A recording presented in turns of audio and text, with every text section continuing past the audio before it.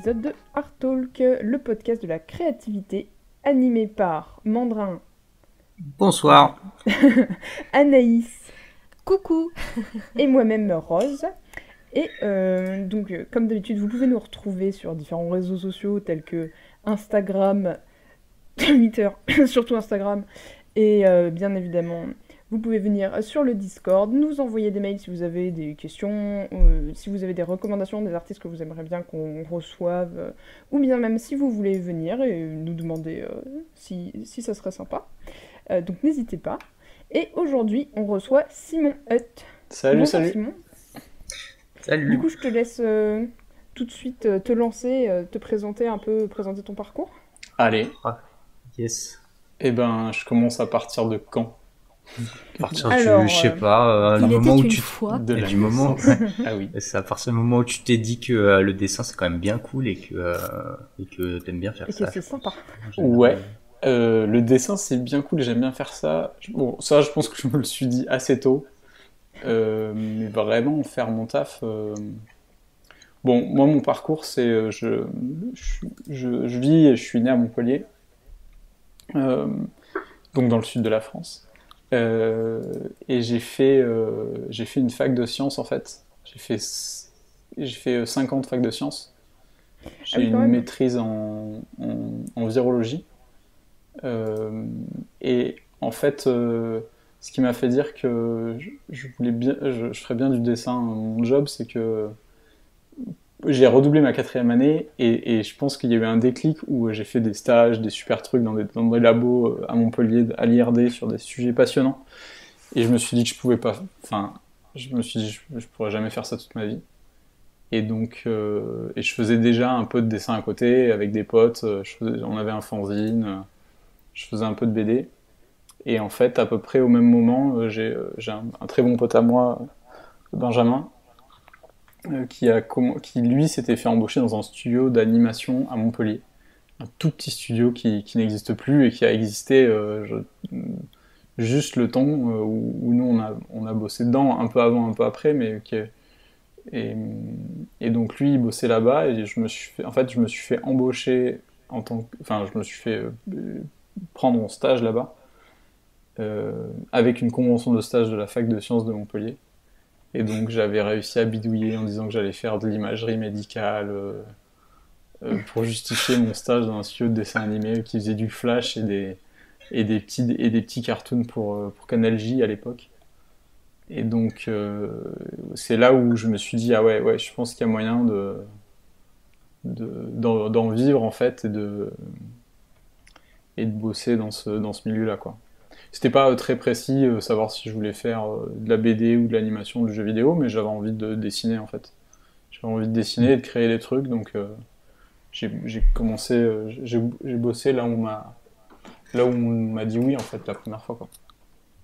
J'ai été pris en stage là-bas et ensuite je me suis fait embaucher en tant qu'intermittent du spectacle. Et donc j'ai appris, mais en arrivant je connaissais rien. Hein. J'ai appris Flash sur le tas, c'était Flash. Je sais pas un des premiers Flash, on faisait de l'anime tradi sous Flash. C'était bon, c'était un peu rudimentaire, mais j'ai appris pas mal de trucs quoi. Déjà, ça s'appelait encore Flash. Ouais. Ah oui, Maintenant, ah c'est non plus mais le cas. oui, bien sûr. Ah non mais c'était Flash 2 ou Flash 3, enfin je sais pas. Ah oui, Ou... d'accord, ok. Non mais c'était ouais, c'était cool hein. C'était rigolo, mais ça plantait pas mal. Ensuite, t'es hyper patient en tout cas quand tu commences à bosser comme ça, quand t'apprends. Et ouais, c'était. J'ai fait ça, donc pendant 6 mois, je crois. Et ça, c'était il y a. Alors, les dates, les gars, je suis désolé, mais il faudrait que j'ai mon CV sous les yeux pour savoir quand c'était. Pas de soucis, t'inquiète. C'était il y a au moins 15 ans, quoi. Entre 10 et 15 ans. Moi, je pense que ça doit faire, ouais, peut-être 13 ans que je bosse en tant que professionnel. Peut-être. Là, attends, je fais le calcul dans ma tête, mais ouais, je pense que j'ai commencé à bosser, je devais avoir 20 ans, quoi. 21 ans. Et donc j'ai fait ça. Et mais ça a duré. J'ai été payé pendant 6 mois. Et ensuite, j'ai validé mon statut d'intermittent. Du coup, je suis parti au Japon avec des potes. Parce qu'en fait, la série s'est arrêtée et ils avaient plus de taf. Donc je me suis dit, bah, avant de repartir, de retrouver du boulot, on va profiter un peu de l'intermittence, quoi. Donc je suis parti avec Renaud, donc Renaud Lemaire qui est mangaka, qui est montpelliérain aussi, et en fait qui m'a donné mes premiers cours à l'époque quand j'étais en fac, qui m'a donné mes premiers cours de BD avec Salim, voilà, D'accord. que vous connaissez, la connexion elle, Ouais, elle ouais. s'est faite là quoi. Le monde est petit. Le monde est... Ah oui mais on est 15, hein, c'est fou quoi. Ouais. Et donc voilà, là, juste après ce taf, on est parti un mois au Japon. Donc il y avait Renaud, il y avait Roro, le maire, son cousin, donc, que vous connaissez peut-être aussi, qui fait du manga, qui a sorti Everdark. Ouais. Et ensuite, on était avec deux autres potes, Guillaume et Rod. Et voilà, on est parti un mois, et ça a été un truc aussi un peu initiatique, quoi, où tu pars un mois dans un autre pays. Moi, j'étais entre deux tafs, et ça m'a... Et du coup, on a beaucoup discuté entre nous, où Renaud et Ro sont dessinateurs, où ça m'a aussi motivé à chercher du taf en rentrant, à rester dans ce milieu-là. Et donc, en rentrant du Japon, je me suis enfermé, j'ai passé un mois en me motivant pour faire des pages de BD. Donc j'avais fait un chapitre de ma série, enfin d'une série en fait, spoiler alert qui n'a jamais rien donné, les planches sont toujours dans mes cartons. Et en fait, je m'étais dit, bah voilà, je peux tenter de faire de la BD, démarcher des éditeurs. Et au moment où j'ai fini mes pages, Ankama, j'ai vu une annonce chez Ankama qui cherchait des animateurs Flash. Il y avait un petit test à passer, et en fait, bon, les animateurs Flash qui répondaient à l'époque, c'était les mecs qui faisaient des animes de banderole, quoi. Parce que ça se faisait pas beaucoup de faire de l'anime vraiment un peu sérieuse sous Flash. Donc moi j'ai passé le test, je suis monté à Roubaix, j'ai eu un entretien, ils m'ont pris, ils m'ont embauché. Donc j'ai passé 1 an et demi à bosser sur le dessin animé Wakfu. Donc en tant qu'animateur Flash. C'est trop bien. Ouais, c'était très très cool. Ouais. C'était vraiment trop bien. Et en fait, donc quand je suis parti, quand je suis allé passer mon entretien, je suis monté avec les pages que j'avais fait. Parce que je m'étais dit, bon, ça se trouve, je vais pas être embauché, donc quitte à monter, autant profiter du fait qu'ils me payent l'aller-retour pour aller taper à la porte aussi de l'édition, quoi, pour leur montrer mon taf, savoir ce qu'ils en pensent. Ouais. Et donc j'ai passé l'entretien pour le dessin, pour l'animation. Et juste après l'entretien, je me demandais si je pouvais rencontrer Run ou quelqu'un à l'édition. Ouais. Et du coup, bah ouais, donc je me rappelle, c'était Tico à l'époque qui m'avait fait passer l'entretien, il me semble. Hein. Et donc ensuite il me dit bah ouais, vas-y, je t'amène. Et donc je suis allé à l'édition, j'ai un peu mis le pied dans la porte, quoi. Puis j'ai montré mes pages à Ron et tout. Et voilà. Et là il m'a dit un truc qui m'est resté. Où il me regardait mes pages, il me dit c'est bien, mais ce qui est le plus important là, c'est que moi, ce que je veux voir quand je revois des pages, c'est que je veux reconnaître ton style, en fait. Je veux te reconnaître dans le truc. Je veux me dire, ah bah ouais, c'est des pages de Simon, c'est pas... c'est important que tu trouves ton style. Voilà. Et moi, ça m'a marqué, ça. Parce qu'évidemment, les pages que j'avais fait, c'était un mélange de plein de choses. Pas forcément moi. Bon, ça m'a marqué parce que je l'ai encore aujourd'hui. Hein. Je sais pas, c'est toujours une recherche. Mais ça, je pense que c'est tout le monde. Toujours une espèce de recherche de style ou de faire des choses un peu différentes des autres, un peu à part. Mais bon, voilà, moi ça remarque là, ça m'avait marqué. Et donc j'ai passé ensuite, donc je suis revenu à Montpellier, hop, ils m'ont pris et je suis remonté, j'ai passé 1 an et demi, à bosser sur Wakfu, faire des petites animes à côté sur le jeu, sur la refonte de Dofus, le 2.0. Je fais plein de trucs, du coup je me suis fait pas mal de contacts là-bas, de potes et tout, avec qui je taffe encore aujourd'hui, qui sont allés dans d'autres boîtes et avec qui je bosse. Et ça a été vraiment formateur, quoi. Parce que clairement c'est là-bas que j'ai appris à faire de l'anime, à faire du chara design, plein de trucs en fait. Ouais, ça doit être une grosse expérience. Ouais. Bah c'est clair parce que là-bas t'as plein de gens très très forts. Exactement. C'est clair. Putain. Ouais, et c'était... Enfin, voilà, moi j'ai appris d'animateurs qui bossent maintenant dans des studios à droite, à gauche, qui sont réals, enfin, ouais. C'était vraiment. Moi, je sais que j'ai eu beaucoup de chance d'être à ce moment-là, dans ce créneau-là. Puis c'est pareil. C'est un moment aussi où l'animation chez Ankama, ça battait son plein. Il y avait énormément de monde. C'était très très gros. Euh, et ça drainait. Enfin, il y avait des animateurs qui venaient d'un peu partout. Je sais qu'on a eu Shujiro Nishimi, donc le réal de Mind Game, qui est venu dans les studios pour visiter, qui nous a fait une petite masterclass et tout, enfin des trucs, Putain, c'est... ouais, Ouais. tu peux pas t'y attendre quoi. Ouais, je vois. Donc c'était vraiment une expérience de, ouais, c'était vraiment une super expérience quoi. Et que ouais, je suis conscient de la chance que j'ai eue en fait d'être passé par là à cette époque-là avec ces gens-là. Donc ouais, c'est super cool. Et puis après, du coup, bon, je suis pas resté éternellement à Roubaix. Enfin, je vivais à Lille, hein. Le taf était à Roubaix et je prenais le tram automatique, là, le métro automatique tous les matins pour aller au boulot. Et puis j'ai gardé contact avec pas mal de gens et tout. Puis surtout à l'édition en fait, avec Mojo, Run, tout ça, Blacky.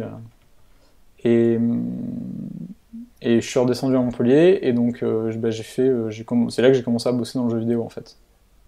Je suis redescendu, j'ai bossé pour des boîtes, bossé pour Feeric, qui est une boîte qui faisait à l'époque du jeu Facebook, smartphone, tout ça. Donc ça, j'ai bouffé pas mal de free-to-play et de freemium et de trucs pendant 3-4 ans. Non, moins, je pense peut-être 2-3 ans. Puis ensuite, j'ai bossé avec... ils m'ont remercié. Je suis parti bosser avec Game Bakers, qui est une boîte montpelliéraine, avec qui j'ai bossé. Et là, c'est un peu en pause, mais bon, je pense que il y a des chances que je rebosse avec eux. Mais là, eux, ça fait peut-être 8 ans. Ouais, 8-9 ans que je bosse avec eux. Et donc, j'ai bossé... En fait, ils m'ont pris pour bosser sur leur 2e ou 3e jeu, qui s'appelle Combo Crew, qui était un beat'em up tactile. En fait, c'était un peu le rêve quand j'étais discuté avec Emmerich. J'ai fait mon entretien d'embauche qui se passe au bar en buvant des coups, quoi. Ouais, c'est meilleur ça. Les mieux, oui, il est meilleur, effectivement. Et il m'a dit, je cherche un directeur artistique pour faire un beat'em up sur portable. J'étais là, mais oui, évidemment. J'ai beaucoup trop saigné Street of Rage et tout ça pour ne pas être motivé à bosser sur un beat'em up. Je trouvais ça trop cool, donc j'ai fait... Alors c'était de petites équipes à l'époque, hein, on était 4-5, peut-être un peu plus, mais DA, et je faisais le Kara, je faisais les décors, toute l'interface, tout ça, donc c'était génial, quoi. Je me rappelle à l'époque, on n'avait pas de locaux pour Game Bakers, parce que c'est une boîte qui a toujours bossé en fait en distanciel, quoi, en télétravail, et donc c'était la première fois qu'il bossait avec quelqu'un sur Montpellier, donc on bossait chez Emmerich dans son appart, et il avait managé des petits bureaux à deux, c'était ouf. Et donc là, c'était ma première. Ensuite, j'avais fait plein de jeux freemium et tout, mais là, c'était mon premier gros jeu payant sur portable. Donc c'était super chouette. Et puis après ça, toujours avec Game Bakers, j'ai bossé sur. En fait, Nickelodeon a vu le jeu et ils nous ont demandé de faire un reskin avec. À l'époque, Michael Bay sortait sa version des Tortues Ninja. Donc ils nous ont demandé de faire un reskin du jeu TMNT. J'étais trop content, quoi. J'étais refait faire un jeu tortue. Surtout que tu peux rien utiliser du film, en fait. En fait, faut que les tortues à peu près collent avec celles du film, et encore, t'as pas le droit de les recopier. Mais il faut que t'inventes tout le lore autour. Parce que t'as pas la licence pour forcément utiliser tous les persos et tout, en tout cas les visuels. Donc j'ai refait le Foot Clan, j'ai refait tous les persos classiques et tout. C'était très cool, quoi. À la fin, on a eu le droit finalement de mettre Bebop et Rocksteady, donc pareil, j'ai fait un redesign des deux. Ça, c'était génial, quoi. Ah, tu m'étonnes. C'est vraiment trop cool. Et puis surtout que c'est quand même, c'était pas une très grosse boîte, donc si tu veux, on n'avait pas une chaîne décisionnelle au-dessus de nous. On avait Paramount et Nickelodeon qui nous filaient les guidelines, et puis après, nous, on faisait ce qu'on voulait, quoi. C'est sympa, ça. Donc ça, c'était très chouette. Ouais, tu m'étonnes. Très chouette d'avoir beaucoup de liberté. Et donc j'ai fait ça, puis après il y a eu Fury, où j'ai fait... sur Fury, j'ai bossé toujours avec Game Bakers sur les enviros principalement. Donc concept art sur les environnements. Trop bien. Et donc pour Game Bakers, après, le dernier sur lequel j'ai bossé, là, qui est sorti l'année dernière. Ouais. Attends, on est où là? Oui, c'est ça qui est sorti l'année dernière. C'est Haven. Donc là, je me suis occupé de la direction artistique euh, d'une grosse partie du jeu, en fait, surtout tous les environs et le lore et l'univers du jeu. C'est trop bien. Et donc voilà. Et ça, donc ça, c'est avec Game Bakers. Et entre-temps, entre les projets, il y avait des trucs en plus. J'ai bossé avec Swing Swing Submarine, qui est une boîte qui est un peu en dormance, bon, qui risque de renaître, mais j'ai bossé sur un jeu qui s'appelait Seasons. Je crois que c'était entre Fury et Even. Il me semble, si je dis pas de conneries, c'était ça. Parce qu'à chaque fois, à Game Bakers, il y a des bons, comme tous les studios, mais je bosse pas sur l'entièreté de la prod. Donc ensuite, je bosse sur d'autres projets avec d'autres studios entre-temps. Et là, je bossais donc avec Swing Swing sur Seasons, où je me suis occupé de toutes les animations du renard, qui est le personnage principal qui est le personnage principal du jeu. Qu'est-ce que j'ai aussi bossé, donc ça c'était le jeu vidéo, mais entre temps j'ai bossé sur de l'anime. Je suis vraiment, alors je voudrais pas oublier, j'essaie de rien oublier, mais je vais juste me mettre sur mon LinkedIn. Je triche de fou. Je vais mettre sur mon LinkedIn pour être sûr de. Les anti-sèches sont pas interdites. C'est ça. Ça va. Tac tac tac. Ouais, c'est ça. J'ai bossé avec. Alors je crois que c'était entre Fury et bon, parce qu'avec Swing Swing j'ai bossé aussi sur d'autres projets qui ont pas vu le jour, qui ont pas été financés, donc sur des protos et sur des univers qui sont hyper cool, mais qui ont pas trouvé d'éditeur, donc voilà, qui restent dans les cartons. J'ai bossé aussi avec en fait j'ai reçu un mail un jour de Jonen et Jenny, qui sont maintenant deux potes en fait, qui bossent. Donc Jonen, c'est le créateur d'une série qui s'appelle Invader Zim, qui était alors pas trop connu chez nous parce que ça n'a jamais été publié en France, mais qui est culte en fait.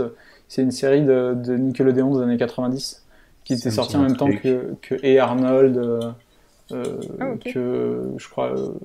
Je sais plus. Ah mais oui, mais je connais ça. Avec le pitch, c'est un alien en fait qui casse la tête à ses autres potes aliens, et du coup ils lui disent bon va envahir la Terre, ça nous fera des vacances. Et donc il essaie d'envahir la Terre, mais évidemment il n'y arrive pas. Et son voisin est le seul à capter qu'il essaye de conquérir notre planète, et tout le monde est aveugle. Enfin voilà. Donc c'est une série hyper barrée. Et donc eux deux, et Jenny, c'est pareil, c'est une pote donc maintenant qui a bossé sur pas mal d'animes. Enfin, elle a fait de la DA, du chara design sur une grosse partie de nouvelles séries du style Adventure Time, toute cette vague là. Donc eux m'ont écrit parce qu'ils avaient vu à l'époque, c'était il y a 5-6 ans, peut-être plus, ou 6 ans. Parce qu'ils avaient joué à Combo Crew, et à l'époque, ils étaient en train de bosser sur un pitch pour Disney d'une série qui s'appelle Very Important House. Et donc, ils m'avaient demandé si je pouvais bosser sur les décors. Donc, quand tu reçois un mail de nulle part signé Disney, oui, si tu veux, c'est le genre de truc. Déjà, tu vérifies, tu demandes à tes potes qui ont bossé avec eux, mais c'est bon, le mail, ça vous parle et tout. Et c'est pas du scam, t'es sûr? C'est le genre de milestone où tu l'oublies pas trop non plus, quoi. Donc ça, c'est pareil, j'ai bossé ça entre deux projets, à cheval sur la fin de Fury, sur des projets avec Swing Swing, et donc on a bossé sur le pilote d'une série en fait qui a jamais vu le jour, qui a été acheté par Disney. Du coup, ils ont acheté les droits de la série pour ne pas la publier. C'est génial, ça. Ce qu'ils font souvent. Ouais, ce qu'ils font assez souvent, en fait, pour éviter parce que ça coûte pas cher, et comme ça part pas à la concurrence. Donc voilà, il y a eu plein d'expériences. Et donc eux, Jenny et Jen, je continue à bosser. On a bossé sur le film Invader Zim qui est sorti sur Netflix il y a 2-3 ans. Là, j'ai bossé sur tous les décors, j'ai bossé sur les key concept art sur tout le dessin animé. C'était une super expérience aussi. Tu m'étonnes. Voilà, j'ai pu partir bosser dans les studios chez Nickelodeon, un peu, enfin voilà, entrecoupé. Donc c'est pas, il y a du jeu vidéo, il y a un peu d'anime, il y a un peu de BD aussi. Je bosse avec le label là depuis, je bosse sur Doggy Bags qui est euh, une série de recueils. Donc là, le dernier est sorti, l'ultime. Donc j'ai bossé sur 2 Doggy Bags avec Mojo et Run parce que c'est pareil, donc les contacts que je m'étais fait chez Ankama, c'est voilà, les potes que je me suis fait là-bas, on a continué à bosser ensemble un petit peu à distance, et c'est ce qui fait qu'aujourd'hui là je bosse sur Mutafukas 1886. Donc voilà, je vous sors les trucs un peu dans le désordre, j'espère que c'était assez chronologique. T'inquiète, non, pas de soucis. Mais voilà, et puis je bosse aussi, je fais un peu de visuel là, pour Gamecult. Je fais des covers pour Onipress, je fais des covers pour... il y a toujours une Vederzim en fait, toujours le même réseau. Je fais une cover pour Rick et Morty, plein de trucs. Voilà, plein de trucs hyper cool à chaque fois. Vraiment, vraiment très, très cool. Ça a l'air, ouais, c'est vrai qu'il Ok, y a pas... du coup, t'as quand même un parcours qui est assez phénoménal, hein. C'est Bah, quand disons même que assez dingue, quoi. je m'ennuie pas trop, quoi. Ouais, puis en plus, Putain, c'est c'est cool, clair. tu touches à plein de trucs et tout, et du coup, t'as Ouais. pas le temps de te faire chier de te sentir coincé dans un seul... Ouais, bah ça c'est un truc, mais moi je mesure la chance que j'ai d'avoir du bol de faire tout ça, c'est que clairement moi j'aime bien ça, quoi. Les trucs se nourrissent les uns les autres, en fait, t'as pas trop le temps de t'ennuyer. Il y a des périodes quand même qui sont assez chargées parce que tu peux cumuler 2-3 projets en même temps, mais en général c'est des trucs où tu dis pas trop non, quoi, parce que c'est des super opportunités. C'est des bonnes opportunités. Ouais. Et puis toujours très souvent en tout cas avec des équipes super chouettes, où petit à petit, où on bosse ensemble une fois, puis après on se rappelle, et puis ensuite souvent on devient potes. Donc c'est... Ouais, puis après le réseau fait son affaire aussi, quoi, au fur et à mesure. Ah, exactement, ouais, je pense qu'une fois que t'es lancé, et puis que les gens, enfin tu vois, t'as bien aimé bosser avec les gens, que t'as été dans les temps, que t'as rendu le taf, que t'es carré. T'as l'impression. Ouais. Ouais, c'est sûr que ça joue, d'être sociable et de savoir lire un peu entre les lignes. Je pense que c'est primordial, quoi. Complètement. Enfin, moi j'en ai vu en studio des gens qui bossaient pas trop mal, mais qui étaient pas du genre à se faire beaucoup de potes. Ils disaient pas trop bonjour, pas trop au revoir. C'est pas eux qu'on appelle en premier, quoi. Bah ouais, parce qu'ils laissent pas d'impression, en fait. Enfin, en tout cas, tu bosses bien, ça. mais derrière la personne, on te connaît pas, quoi. C'est vrai que c'est important à y penser, en fait. C'est vrai que... Bah ouais, c'est ça. C'est que après, comme tu dis, tu vois, l'entretien d'embauche au bar, en vrai, c'est un truc qui arrive beaucoup plus souvent qu'il n'y paraît, mine de rien. Ouais, et puis du coup, ça te bosser aussi ton expérience sociale, je pense, ça fait partie des skills à... Ensuite, tout le monde ne l'est pas forcément, mais... c'est les fameux soft skills. Ouais, c'est ça. Si facile à prononcer. Mais ouais, clairement, le skill bière au bar, je pense que c'est un truc qui fait surtout dans ces milieux-là, quoi. Surtout au niveau où c'est beaucoup une question de feeling, les créatifs et tout. C'est ça, le truc c'est que personne ne veut bosser avec un connard, ça c'est sûr. Ouais, c'est vrai. Et enfin, je sais pas. Enfin, t'as beaucoup plus envie de bosser avec quelqu'un avec qui tu t'entends bien et même en dehors du taf. Clairement. Oui, puis même sans parler d'être connard, finalement, rien que le fait de sentir que quand tu dis un truc, la personne l'a bien compris comme tu l'avais dit, et pas de travers parce que la communication est difficile ou quoi, ça aide vachement une fois sur le taf. Ouais, c'est sûr. Ça va plus vite, quoi. Yes. C'est que des trucs, Et du coup, l'entretien d'embauche, entre guillemets, qui se fait au bar, c'est un truc qui se fait souvent, parce que moi, personnellement, j'avais jamais entendu parler de ça, mais après, maintenant que vous le dites, ça m'étonne pas, en fait. Mais du coup, c'est un truc qui... Le truc, c'est, en vrai, c'est pas tant... Enfin, en général, c'est pas tant que c'est un entretien d'embauche au bar, c'est plus que genre, t'es au bar avec un pote d'un pote, et puis en fait, tu te rends compte que le mec est super cool, et puis au final, il dit, j'ai un projet, machin, faire ce que tu fais, c'est cool, vas-y, viens, on bosse ensemble, tu vois. Ouais, moi ça m'est arrivé Bah, disons que c'est exactement, c'est ça en fait, c'est que c'est pas un entretien d'embauche, c'est juste, ah bah tiens, si tu veux, on peut aller discuter et tout, et puis voilà, tu manges ou tu prends un verre et puis t'évalues un peu, je pense que c'est un bon moyen d'évaluer, tu vois, tu discutes du projet, tu dis ce que tu penses. Le dernier là, alors oui, parce qu'en ce moment, ensuite, là je bosse pour un autre studio, je suis DA sur. Parce que j'avais pas fini en fait ma chronologie, excusez-moi, je suis vraiment. Ah non, il y a aucun problème. T'inquiète. Donc là, les tafs sur lesquels je bosse aujourd'hui, donc il y a Metafukas 1886 qui est une BD qui sort avec le label 619 et Ankama. Là, c'est des qu'on a commencé à sortir en février, et là on devrait finir sortir le dernier chapitre à la rentrée. Donc en 5 chapitres, il y aura une version reliée à la fin. Et donc je fais ça, qui me prend la moitié du temps, et l'autre moitié du temps, je suis DA pour Splash Team, qui est un studio montpelliérain aussi. Il y a pas mal de studios de jeux vidéo à Montpellier. Et donc là, c'est un autre studio montpelliérain, et je bosse sur leur prochain projet qui s'appelle Tinykin. Et donc je suis DA et je m'occupe je fais des concept art pour les décors, je m'occupe du chara design des persos, je fais un peu d'anime, et puis je fais aussi des visuels, du market, des key art, des trucs comme ça, un peu de board, un peu d'animatique. Voilà. Et j'allais dire que pareil avec eux, avec Romain et Marie, ça s'est fait.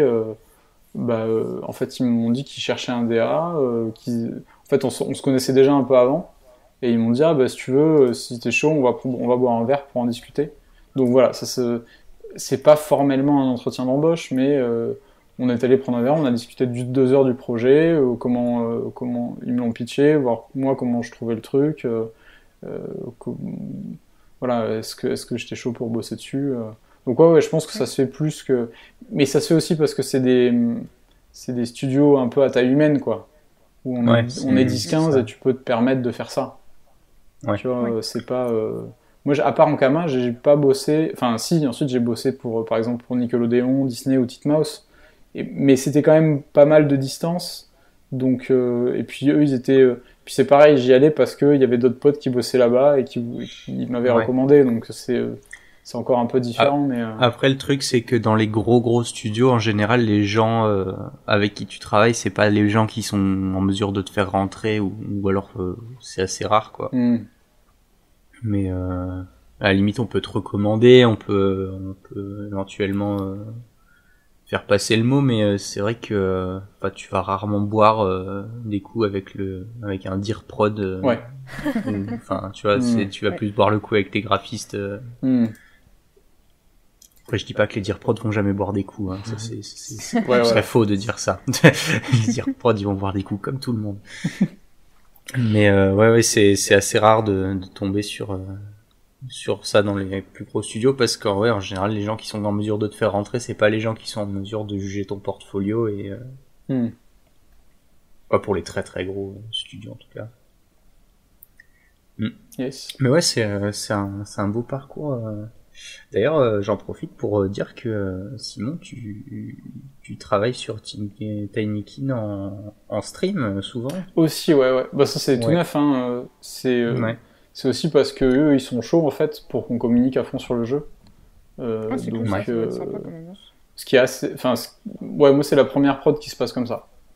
Ou en tout cas où ils sont.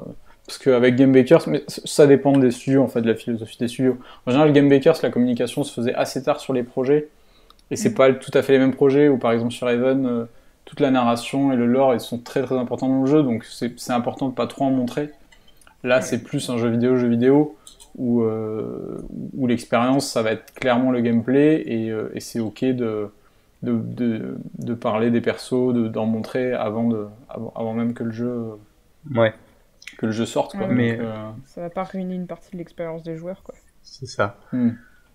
Mais moi, je trouve ça vraiment cool de voir comment tu bosses, et même de pouvoir voir comment le jeu se développe aussi, parce que c'est assez rare, mine de rien. C'est vrai que la plupart des studios, ils sont quand même assez secrets sur tout ce qu'ils font, et c'est... Ouais.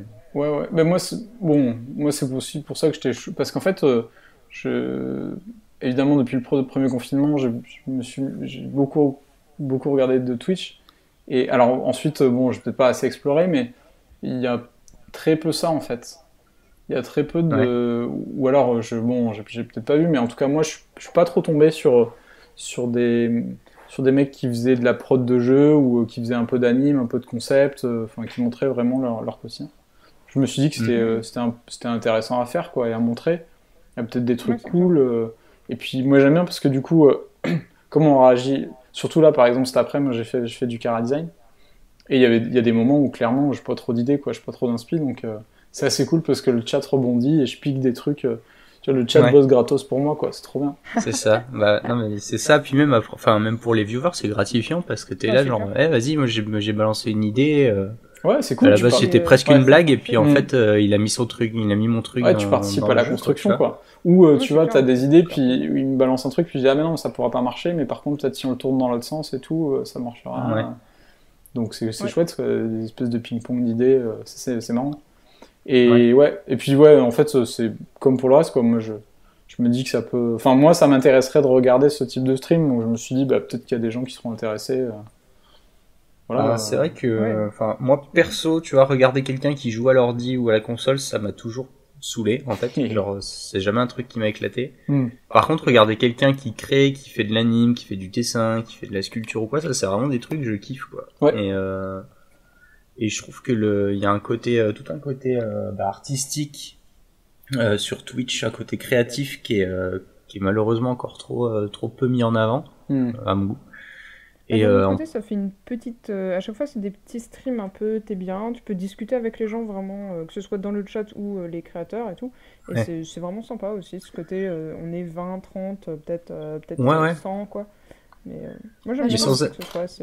Je pense que c'est l'avantage... de ça, genre les communautés art sur Twitch, c'est souvent des streamers pas très très connus, vraiment, ils ont pas genre 2000 personnes qui regardent, tu vois, et ils ont pas un chat imbouffable où quand tu parles dedans, t'es en mode en fait ça s'est fait flouder et du coup le streamer n'a pas vu ma question. À part Boulet et Cola.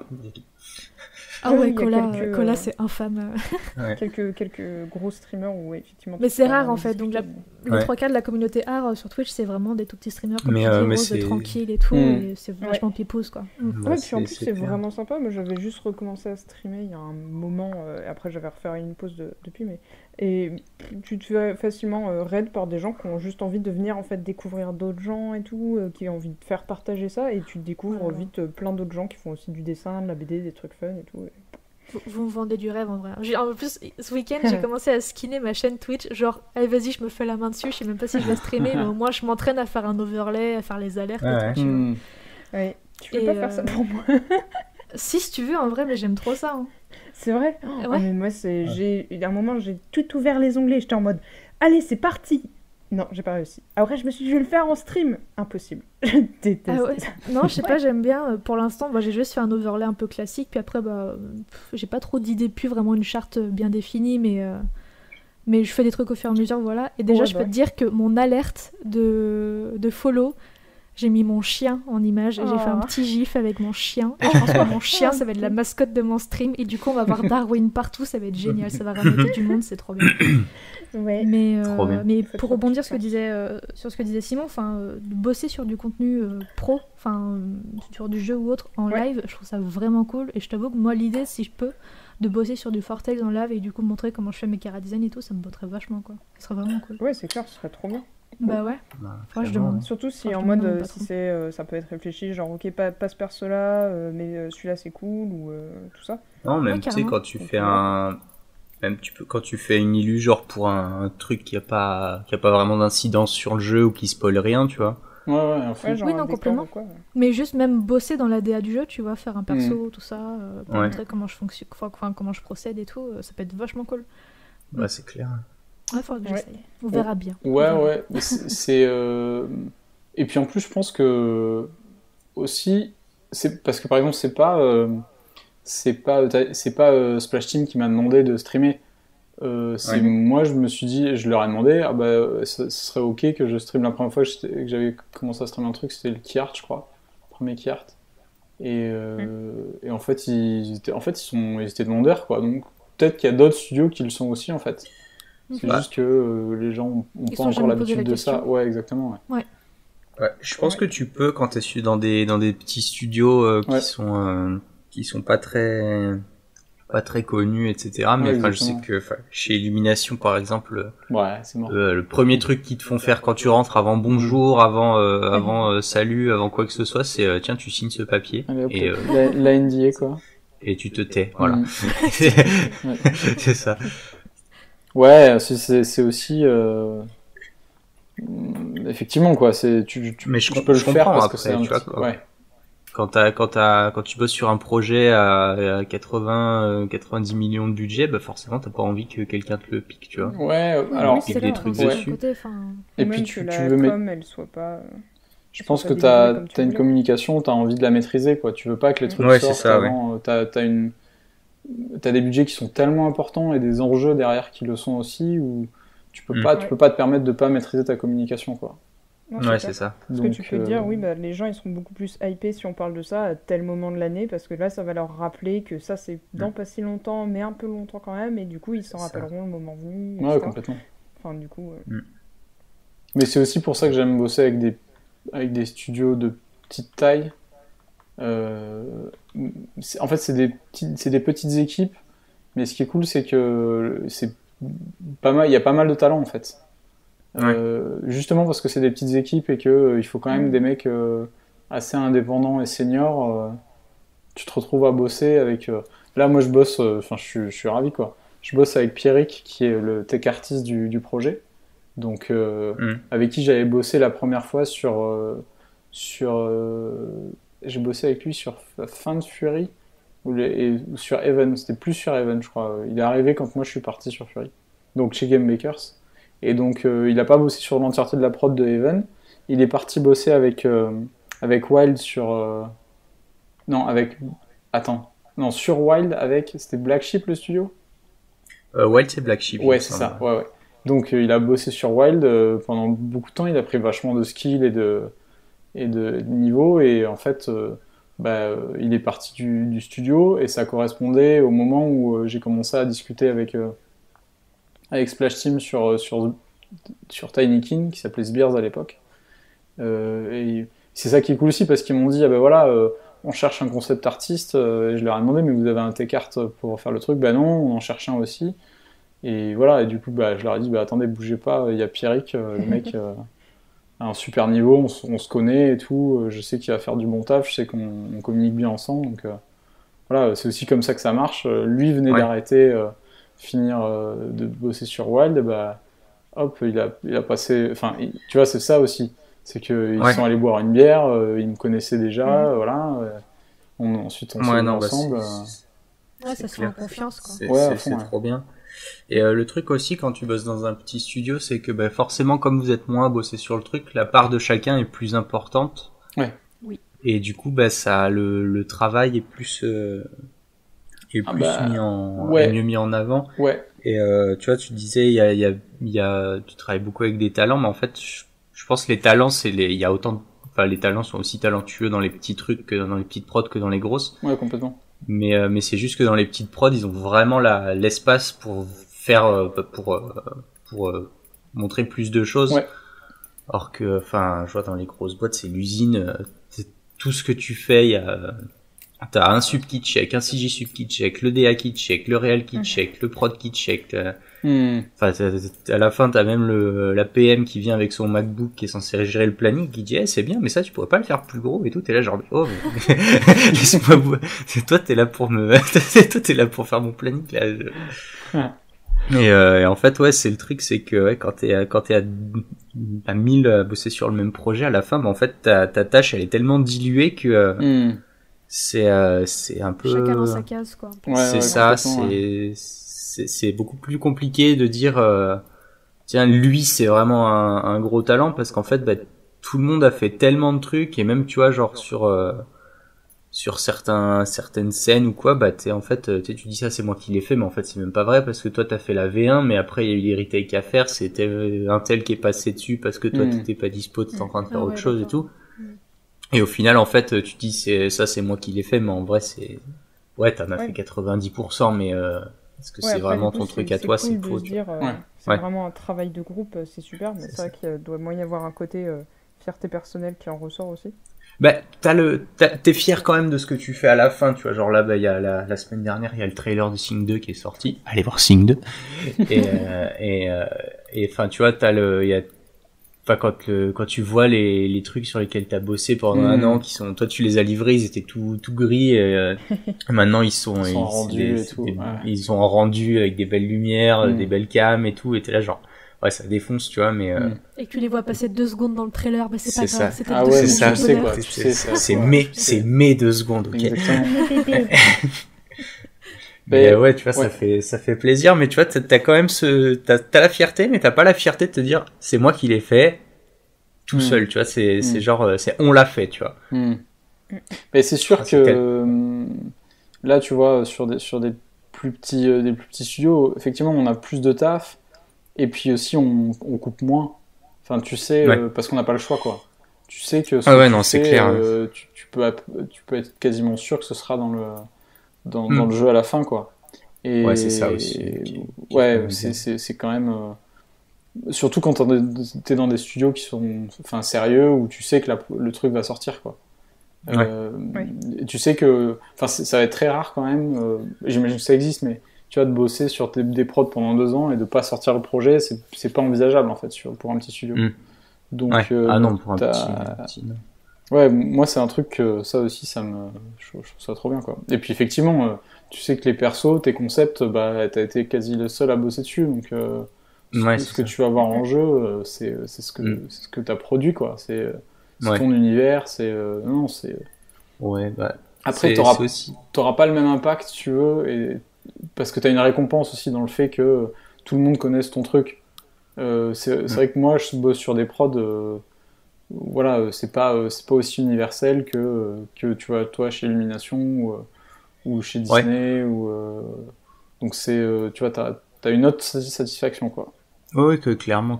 Non, mais après, c'est vrai que ce côté dont tu parles de, bah du coup, on travaille à l'économie, donc on garde tout, on peut pas se permettre de juste balancer des trucs. Ça, c'est aussi pour ça que je suis parti chez Illum, et que maintenant j'espère faire des prods un peu plus petites, parce que bah c'est trop pénible en fait. T'es là, t'as bossé 6 mois sur un truc, et puis on te dit, en fait, c'est pas dans le film. Ah bon, d'accord, très bien, tu vois. Et à tel point que j'ai des collègues qui bossaient sur Mignon 2. Il y en a une qui a bossé 2 ans sur le film, je crois qu'elle a peut-être un props ou 2 qui atterrit dans le montage final, tu vois. Ouais. Non.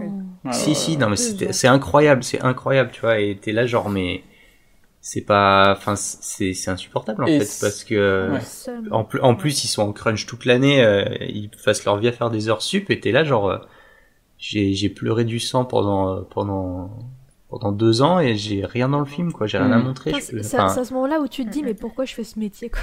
Bah, c'est ça le truc, c'est qu'en fait, ok, c'est fun. Sur la prod, j'ai fait des pistolets, j'ai fait des pistolets laser, j'ai fait des machins, des trucs, mais en plus, le truc, c'est que en fait, si encore, tu sais, t'avais un pouvoir de décision, où t'étais là en disant, tiens, bah, moi, je propose des trucs, et au final, on retient pas ce que j'ai proposé, mais l'idée que j'ai proposée a permis de faire évoluer et d'avancer le projet, etc.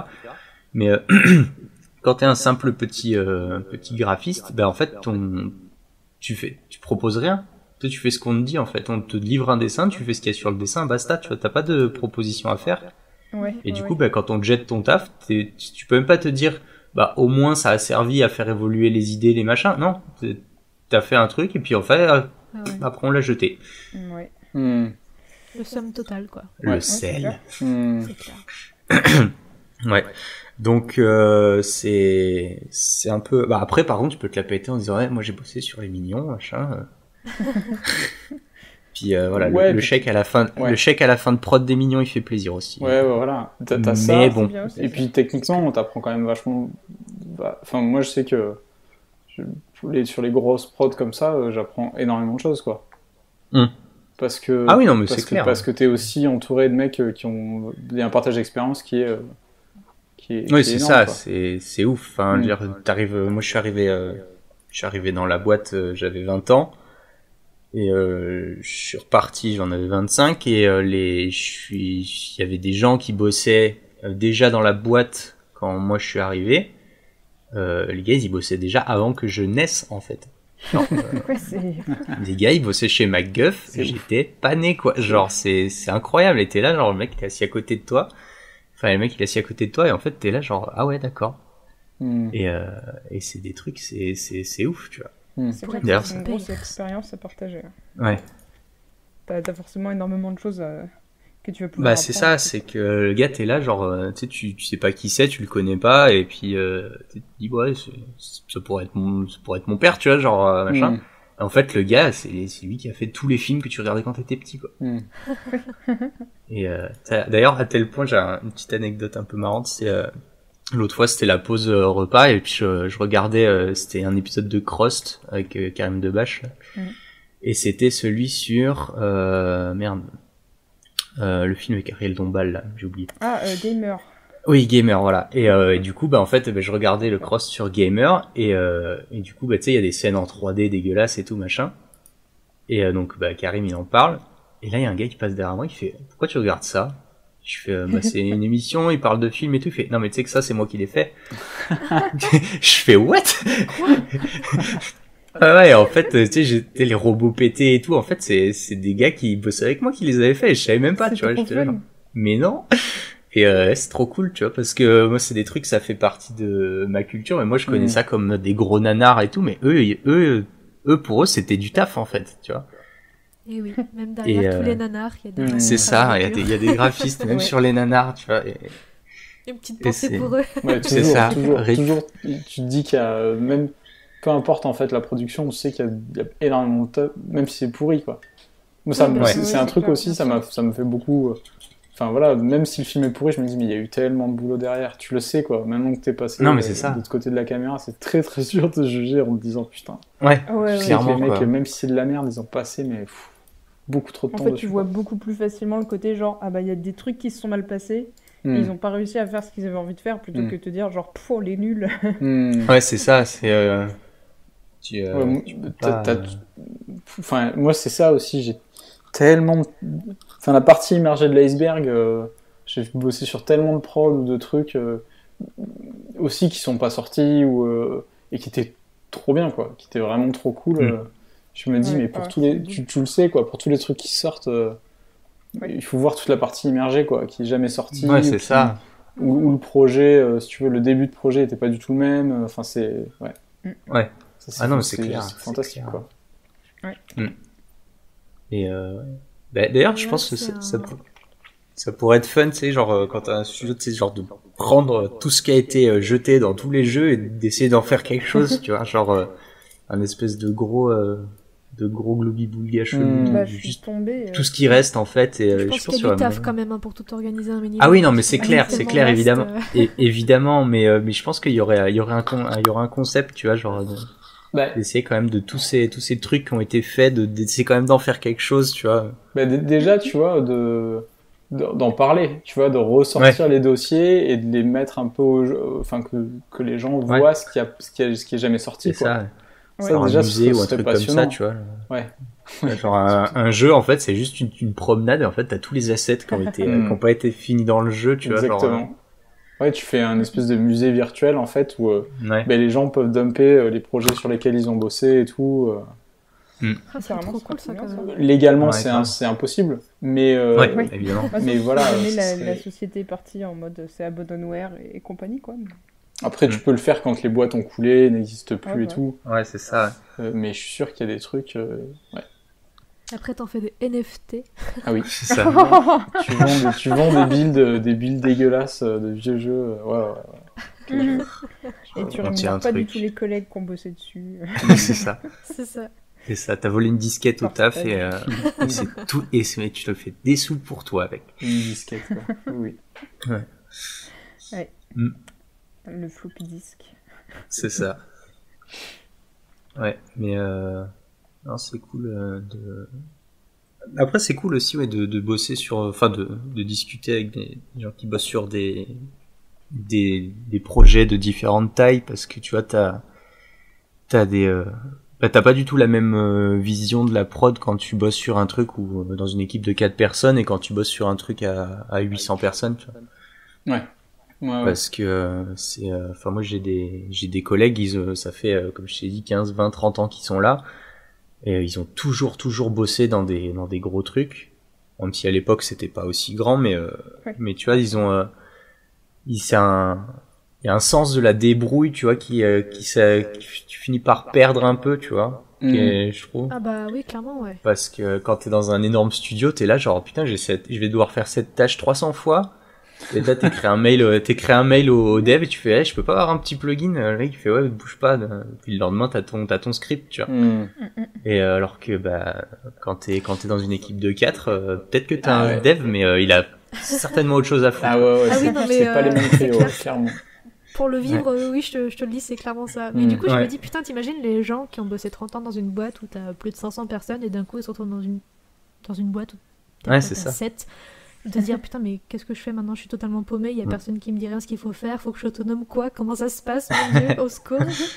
Ou alors c'est vachement dépaysant. Genre, oh, enfin, on me dit pas tout le temps ce que je dois faire. Moi, ce serait plus je pense que si en vrai tu penses ça, putain, pourquoi t'es resté 30 ans dans une boîte énorme, quoi? Bah, peut-être parce que t'avais tu sais, genre... Après, l'angoisse de pas retrouver un autre job, bah, c'est même pas forcément ça, mais le truc, c'est qu'une boîte comme... je prends encore Illum parce que c'est ce que je connais comme exemple, mais ils bossent sur 3 films en même temps toute l'année, il y a toujours du taf chez lui. Il y a toujours du taf. Donc en fait... c'est une sécurité. C'est un moyen d'avoir un emploi stable tout en faisant quand même un boulot cool, tu vois. Ouais. Et parce que moi je passe mon temps à râler parce que c'est comme ça, mais c'est cool en vrai, tu vois. Mais c'est, tu vois, quand moi j'ai des collègues qui étaient là genre non mais je ferai 2-3 ans et puis je partirai, puis au final ils partent jamais. Non, mais dans le truc c'est que dans la foulée ils se sont trouvés une femme, ils ont acheté un appart, ils ont eu un gosse, ils ont eu un chien, tu vois. Du coup bah maintenant il faut payer, du coup, tu vois. Et la foi d'aller vadrouiller pour trouver bah c'est le truc, c'est que après tu peux plus vraiment prendre le risque de tout larguer et chercher autre chose. Ça dépend du bagage de chacun et tout. C'est ça. Ouais, ensuite, c'est avec Mao, c'est avec Mao qu'on en parlait de ça, de tout lâcher et faire autre chose. Je pense, tu disais, Simon, pardon. Moi, c'est un truc. En fait, j'ai été salarié au début chez Ankama. Ouais. Et depuis, plus. En fait, c'est faux parce que j'ai été resalarié pendant 8 mois chez Magic Design, qui est une boîte à Montpellier. J'ai bossé sur Unruly. Ah, je l'avais pas dit aussi, putain, j'en oublie. J'ai bossé sur Unruly Heroes, j'ai fait un peu d'anime 2D. Ça c'est pas... Bon, ça n'avait pas été la meilleure expérience, mais en fait, je pense aussi c'est parce que j'étais salarié et que... je pense ça dépend des personnalités, quoi. Il y a des statuts. Moi, je suis très content en fait d'être en free. Alors, ça se trouve, je te dis ça, le jour où je vais trouver un CDI où j'ai toutes les conditions qui sont réunies, je pense que je signerai, mais je suis assez content de pouvoir choisir mes projets ou en tout cas choisir de pouvoir en faire plusieurs en même temps dans différents domaines. T'as quand même une espèce de liberté dans ça. Alors c'est sûr que tu peux te dire que c'est un peu stressant parce que t'as aucune sécurité, mais en fait je me dis... surtout dans les petits studios, bon, évidemment le salariat est plus compliqué, mais en fait c'est un statut où faire du CDI dans un studio sur un projet, si le projet marche pas et que toi t'as pas à côté développé ton réseau pour aller bosser, tu vois, sur un autre projet derrière. Moi je pense que c'est un truc, mais encore une fois c'est une question de personnalité, qui me va bien de pas être salarié, d'avoir un peu t'es obligé de rester un peu énervé, quoi. Ouais, je vois. Ouais. Et que chaque projet, t'es obligé de bien le bosser, parce que à chaque fois, c'est ça qui te vend pour la suite, quoi. Ouais, complètement. Donc, moi, c'est un truc... vraiment, c'est un truc qui me va bien, quoi. Et j'ai pas... Et bon, je suis marié, j'ai des gamins, mais bon... Ensuite, voilà, Mel, elle bosse aussi à côté, mais voilà, je pense que ça se fait... je pense qu'il y a vraiment rien d'impossible, en fait. Tu peux, quel que soit le statut, je pense que tu peux t'en sortir. Ah oui, je pense aussi.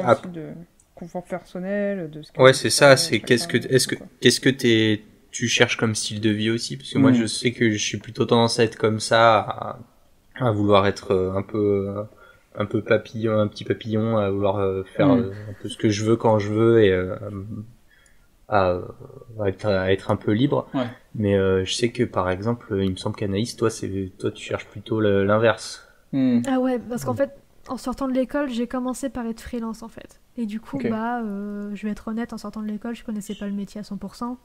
Du coup, c'était la grosse débrouille et en fait, j'ai fini en déprime. Voilà, donc en fait, j'ai eu une très mauvaise expérience du freelance, même si en soi, j'avais un seul client, d'ailleurs, je l'ai toujours, je bosse aussi en freelance à côté. Et en fait, si tu veux, il subvenait à mes besoins tranquille, quoi. Du coup, il n'y a pas de souci. Mais à côté, tu avais quand même la charge fallait que je dessine pour pouvoir alimenter mon portfolio, fallait quand même que je démarche à côté pour éventuellement trouver d'autres clients, il y avait la compta, il y avait plein de trucs, blablabla. Et en fait, tout ça, à force, je me suis dit, je peux pas faire ça à long terme, c'est pas possible. En plus, tu restes toute seule à la maison, il y a personne, t'es en mode, je vais pas bien, mais il faut que je reste devant mon ordi parce qu'il faut que je bosse, sinon, faut pas que j'aille dehors, sinon je perds du temps de ça, faut que je bosse, sauf que tu restes devant ton ordi et tu fais rien finalement non plus. Enfin bref, j'ai eu une très mauvaise expérience du freelance parce que je me suis prise comme un pied et c'était ma première expérience pro du coup. Et après, non, c'était mort. Donc, du coup, j'ai démarché, j'ai trouvé un boulot en CDI, c'est très bien. Dans une petite boîte de vidéo indé, c'est parfait.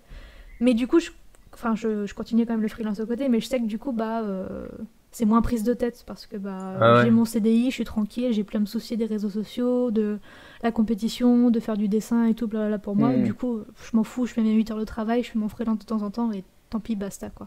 Après, je pense qu'à l'avenir, peut-être que je reviendrai peut-être au freelance.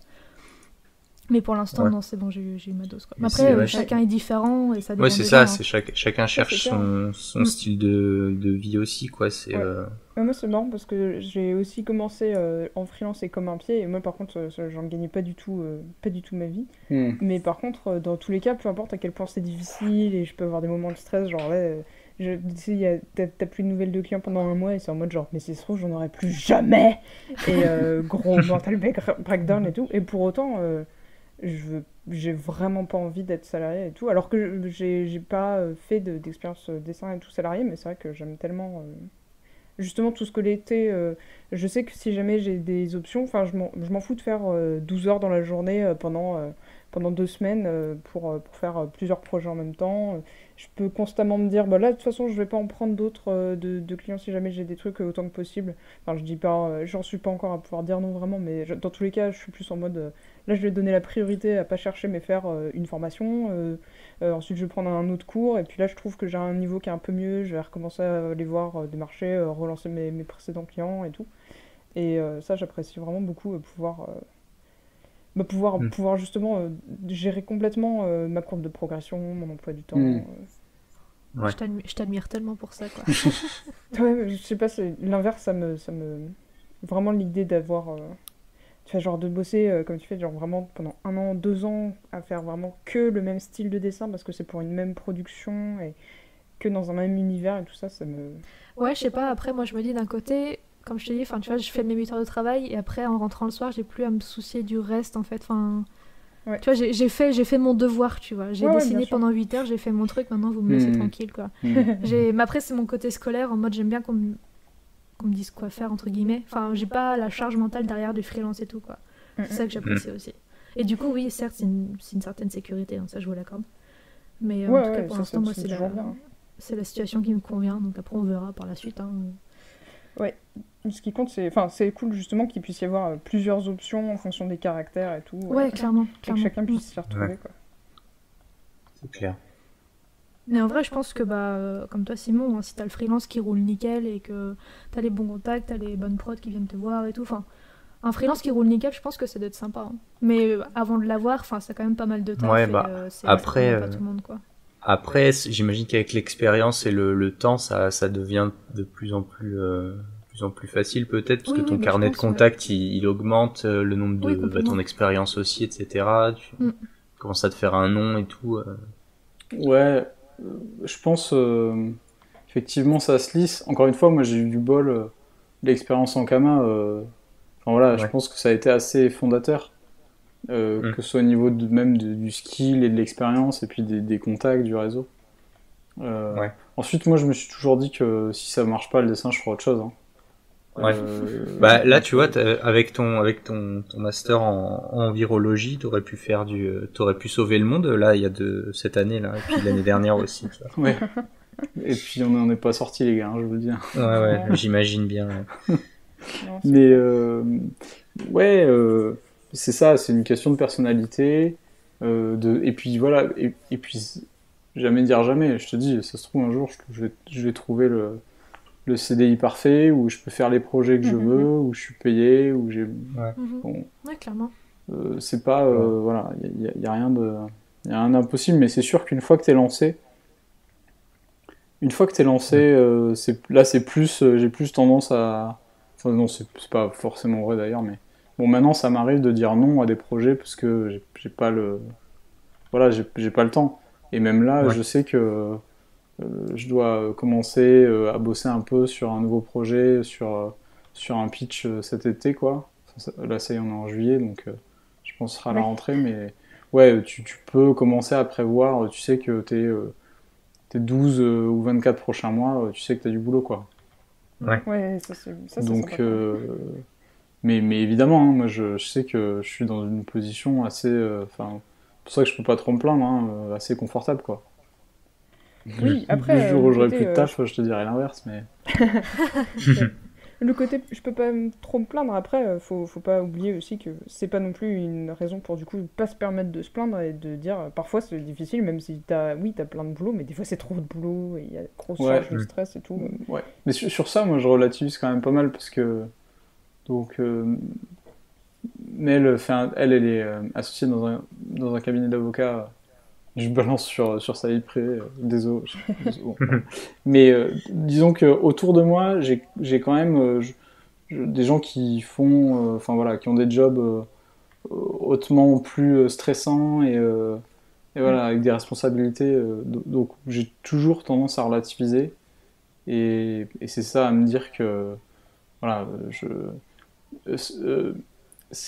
alors c'est vrai que je suis pas trop de nature à me plaindre, mais par contre, je sais dire non, je sais poser tes tarifs et tes conditions, hein. Parce que ça vient avec le job et l'expérience, mais je sais quand même que, en règle générale, j'ai quand même pas mal de bol, quoi. Ouais, mais c'est cool, du coup, d'avoir vraiment ce côté point de vue optimiste, en mode genre, du coup, qui doit, j'imagine, t'apporter constamment du support, le fait de dire genre, non mais, en vrai, c'est bien, c'est de la chance quand même. Genre, c'est stressant et tout, mais... C'est bien, ça doit te donner une force constante pour les moments un peu surchargés ou quoi. Ouais. Ah bah c'est sûr qu'ensuite, moi le taf me fait pas trop peur. Maintenant, il y a des périodes où je bossais beaucoup plus. Maintenant, j'essaie de réguler pour avoir un peu de temps. Je dis ça, il est 10h20 et je sais que je vais bosser jusqu'à minuit, 1h là. Mais ensuite, ça c'est sûr qu'il faut pas trop avoir peur de bosser, quoi. Ouais. Je pense que ça c'est une constante quand tu fais du free où tu vas avoir. Je pense que quand même en moyenne tu vas bosser plus. Bon, je sais pas, ça dépend. En tout cas moi mon expérience c'est ça, quoi. C'est que c'est quand même limite à plus de boulot que si t'étais salarié. Bah après en plus t'as le fait de devoir faire ta propre compta et compagnie, ça reste du temps que tu vas pas te payer donc finalement. Ouais, mais c'est pour ça que j'essaie de bien me faire payer. Ouais, pour que ça compense bien. Mais bon, c'est sûr que du coup, ça te fait toujours du temps en plus par rapport à ce que ouais, c'est sûr. Oui, tu gères pas que ton boulot, quoi. Tu fais pas que dessiner, clairement. Ouais. Mais je trouve ça cool aussi parce que ça permet des fois d'être un peu en mode genre, j'arrive à rien avec mon crayon là. Tu fais une pause, tu fais ok, c'est pas grave. De toute façon, fallait compter un peu les factures, préparer le truc pour l'URSSAF ou quoi que ce soit. En mode genre, c'est du boulot chiant, mais voilà. Ouais. Après, moi j'ai du bol parce que je me coupe pas trop de l'URSSAF. C'est plus Mel qui le gère, mais et surtout au début, j'ai eu des galères administratives, les gars, où les mecs me demandaient genre 2 fois mon salaire et tout, des trucs complètement. Ouais. J'ai été inscrit, j'avais un double statut et tout. Mais bon, ça c'était il y a 10-12 ans, quoi, quand j'ai commencé le free, donc c'est quand même bien plus facile aujourd'hui, quoi. Oui. Alors, avec la rénovation moi, je suis j'ai des galères. Ouais. Alors, on a des problèmes avec l'URSSAF. S'il n'y avait pas eu ça. C'est sûr. Hein. S'il n'y avait pas eu ça, ça serait plus. Mais j'ai l'impression que c'est plus facile de se lancer aujourd'hui, genre passer par la MDA et tout. Je sais que moi à l'époque c'était une galère quoi. Bon, voilà. Ouais. On va peut-être. C'est sûr que t'as toutes les formes en ligne et tout ça que tu peux remplir, c'est pas non plus. Mais bon. Mais voilà, ouais, sur le statut, ouais, moi ça me va bien. Ça me va bien d'être enflé comme ça. Yes. Surtout avec le côté réseau. Oui, exact, il est 1h05. Oui. Et ça fait 1h05 qu'on enregistre déjà. Oui. Et Simon, tu as encore du travail après le podcast. Tout à fait. Donc Est-ce qu'il y a quelque chose que tu veux ajouter avant qu'on passe à la partie artiste à présenter? Oh là là. Là non, j'ai pas révisé. Ah mince. Non. Ah, ça se trouve, t'as réussi à dire tout ce que tu voulais, ouais. Tu voulais caser. Ok. Ouais. Je sais pas, dans les trucs qui m'ont été bien utiles, c'est pas se brader, mais je pense que c'est des trucs qu'on va des répéter ou que les artistes répètent un peu à chaque podcast, mais pas se brader, apprendre à dire non, apprendre un peu aussi des mauvaises expériences, c'est hyper pratique. Moi je sais que j'ai bossé sur des projets pas ouf, avec des gens bizarres, et ça m'a bien aidé en fait. Ensuite à détecter derrière les projets un peu casse-gueule. Ouais. Donc je vois. toute expérience est bonne à prendre en fait, pour apprendre à pas les répéter quoi. Ouais. Voilà. Après j'ai pas trop de grosses leçons de morale, le truc. Mais voilà. Tout est bon à apprendre. Et puis des fois aussi je sais que parce que je discutais avec des gens qui me disaient ah mais non mais ce sera peut-être pas pour moi ou machin. Moi en règle générale, même si c'est des projets sur lesquels j'ai jamais bossé ou des postes que j'ai jamais fait, je dis oui hein. Parce que si ça t'intéresse, tu te dis que t'arriveras. Ouais, exactement. Ouais. Je me dis souvent que bon, il y en a d'autres qui l'ont fait, pourquoi j'y arriverai pas quoi. Oui, effectivement, vu comme ça. Hein. Ouais. Yes.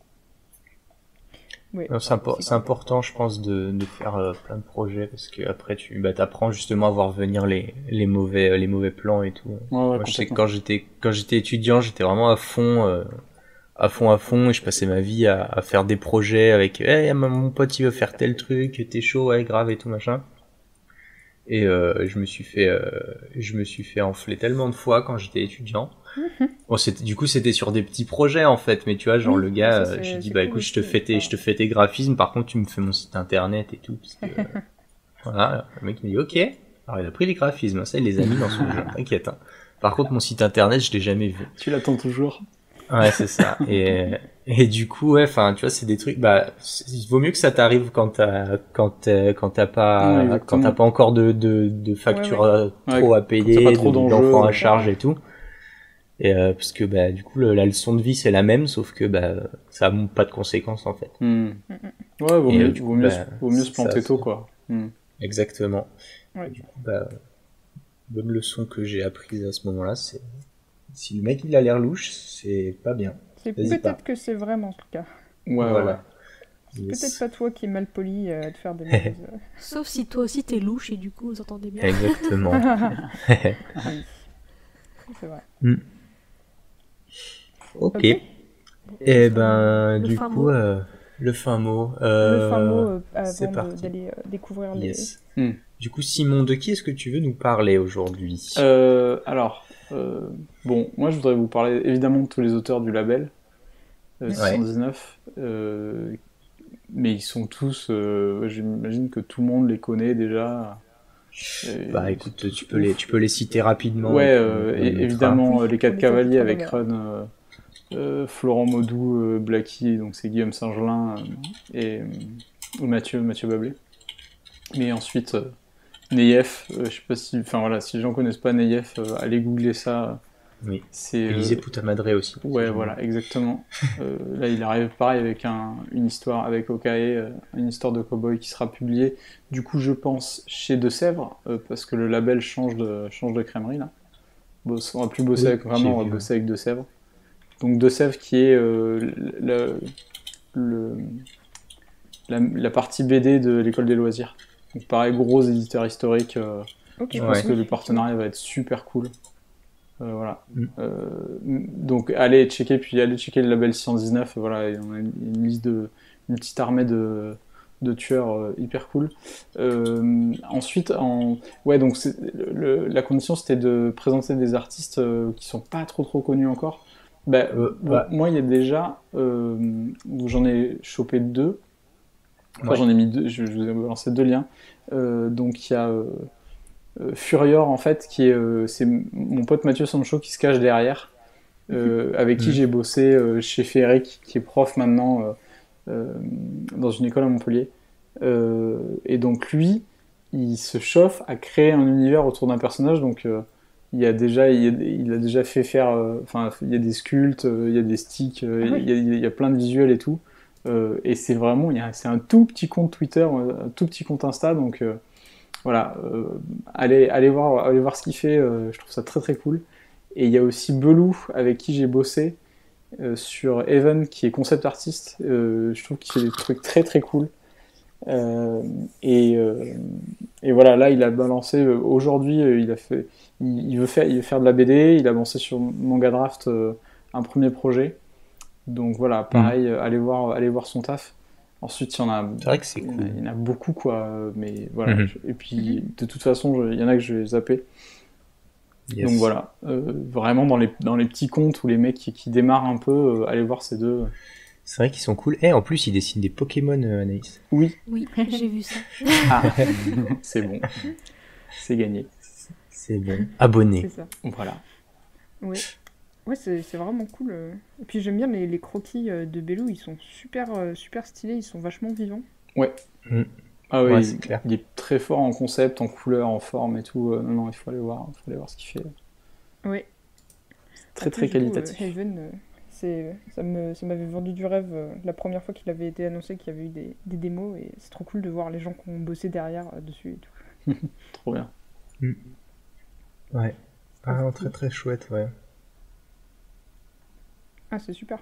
Et puis Furior aussi, c'est vraiment fun le concept de partir tout autour d'un personnage et de faire un tas de trucs c'est ça. En médium, y compris sculpt et tout. Et puis voilà, on est de la même génération avec Mathieu, c'est vraiment musclore années 80, 90. C'est un peu le thème du truc, donc faut aller voir ça aussi. Il est muscles en slip. Ouais, et oui, évidemment. Yes, trop bien.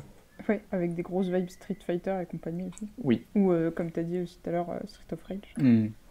Ouais, les rêves de base. C'est ça. La base de la base. C'est super cool, en tout cas. C'est vrai que puis il est très complet comme artiste, j'ai l'impression, parce que il sculpte bien, il dessine très bien. Je vois qu'il fait de l'anime aussi. Ouais. Alors je pense pas que les sculptes, je suis pas sûr. Non, je crois que les sculptes c'est pas de lui. Il y a un sculpte 3D et un sculpte physique. Ah, c'est Ref graphique. Oui, je vois. Et en fait, pareil, et moi c'est aussi un truc que j'aime faire. C'est de la création d'univers, quoi. C'est d'avoir une espèce d'ensemble où ton perso, en fait, c'est pas un perso complètement gratos, quoi. C'est qu'il s'inscrit dans un monde à lui, et donc lui, là, il est parti sur... Il a les persos, les NPC, les décors et tout, toute une trame, tout un lore qui est déjà fait. Je sais qu'il a préparé un pitch deck et tout. Voilà, j'ai un peu reviewé ça. Où c'est... Moi, je trouve ça très cool. Enfin, les constructions d'univers, c'est vraiment... C'est pour ça que j'aime bien faire de la DA, en fait. Et apporter une espèce de vision globale sur un projet. Je sais que là, dans les prochains trucs que je voudrais faire, disons que la prochaine, si je fais une BD, la prochaine, je pense que ce sera... Je vais écrire et je vais créer et je dessinerai. Parce que vraiment, dans les trucs... Bon, moi, j'aime bien Disney aussi. Ouais. Là, je rentre de 4 jours à Disneyland Paris. Parce que je suis un Yankee, mais vous imaginez même pas. Mais en fait, ce qui me fascine, c'est la constance dans les créations d'univers et c'est de pouvoir se balader dans des trucs que les mecs ont imaginés, en fait. Et et que tout soit raccord, tout soit... que tout tienne du début à la fin. Ouais, c'est ça. T'es là, genre, un peu plus tôt, t'as dit que ça fonctionnait comme ça, et là, d'un coup, non, ça marche plus. Ouais, la cohérence, quoi. La cohérence et l'immersion, moi, c'est un truc qui me fascine. Là, c'est dans le lore Disney, mais pour plein de choses, quoi. Pour plein de... Moi, j'aime bien être plongé dans un univers. Et quelle que soit la fenêtre par laquelle tu rentres, quoi. Tant que moi j'aime bien la cohérence en fait. Je pense que ça doit être aussi un petit truc, un petit toc ou un petit côté contrôle fric où j'aime bien que les choses soient cohérentes.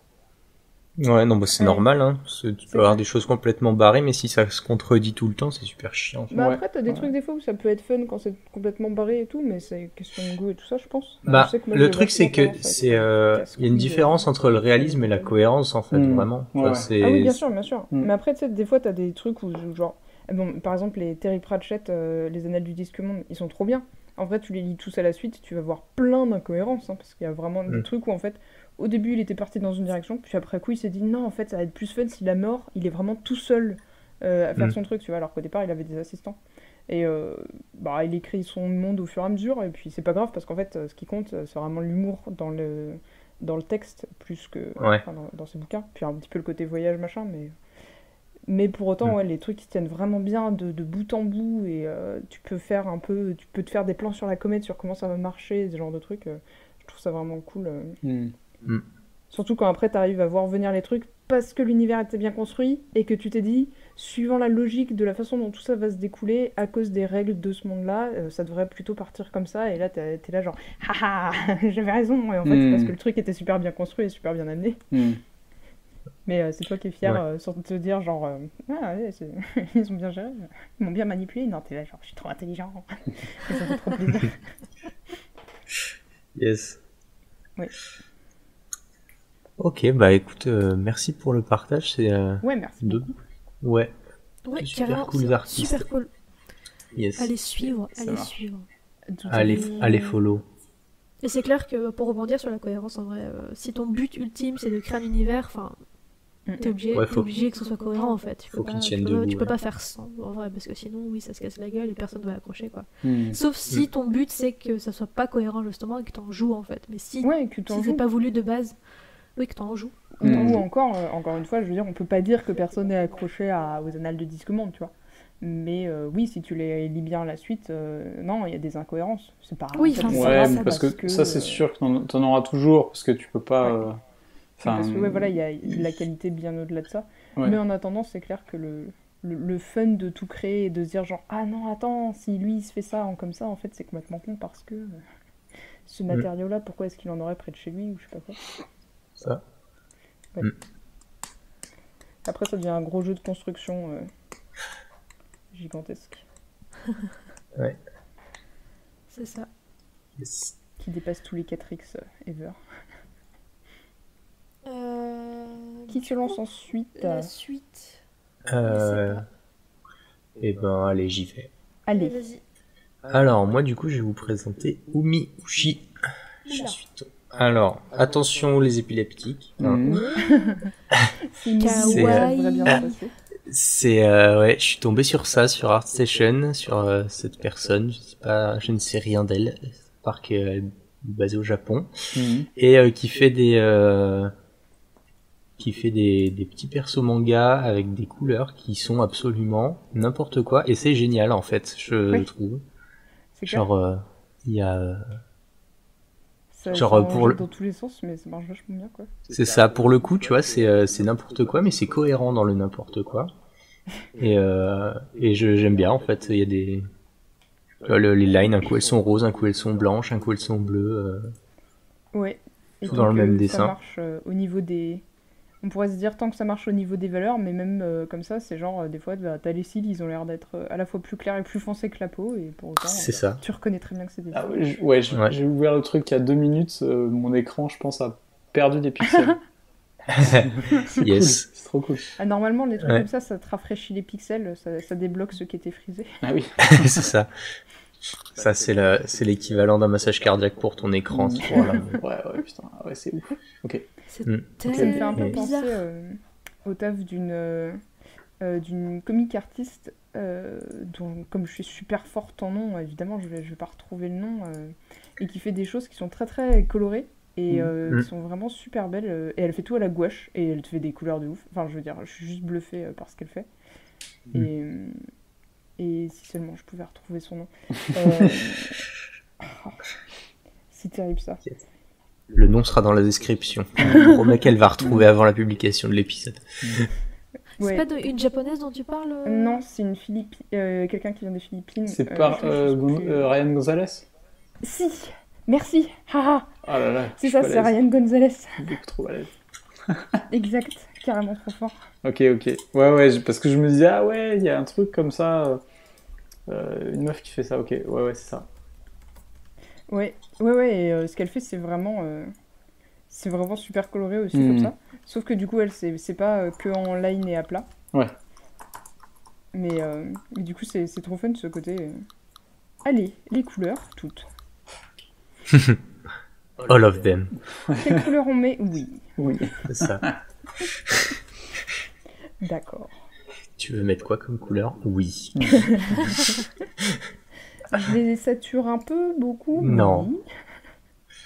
Ouais, mais ouais, du coup, je sais pas, j'aime bien, il y a une cohérence. Après, tu sens que niveau dessin pur, il y a encore c'est pas quelqu'un qui a des centaines de millions de bornes, mais je trouve que il y a vraiment un truc avec les couleurs qui me plaît en fait, et puis c'est.